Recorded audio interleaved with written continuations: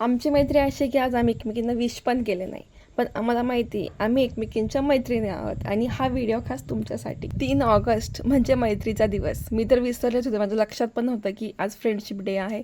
बाकीच्यांचे status बघितले व्हॉट्सअपला तेव्हा माझ्या लक्षात आलं की आज तुमचा दिवस आहे. तुमच्याबद्दल 2 शब्द लिहायला घेतलं आणि नेमकी पेन संपला, पण पप्पांनी दुसरा पेन आणून दिला आणि मी लिहायला सुरुवात केली. जसजशी लिहित गेले तसतसे मला सगळ्या मागच्या आठवणी ताज्या झाल्या. शाई पेनामधली शाई संपली की एकमेकांना ती शाई ट्रान्सफर करायची. शाईच्या त्या 2 थेंबामध्ये सगळा होमवर्क लिहून व्हायचा. जर आपल्यापैकी कोणी आजारी असेल आणि ती जर शाळेत आली नाही तर पूर्ण दिवस खाली खाली वाटायची. आणि ही आमची मैत्री शाळेपासून नाही तर अंगणवाडीपासून आहे. एकमेकींसोबत भांडायचं, पर केस ओढाओढीपर्यंत यायचं.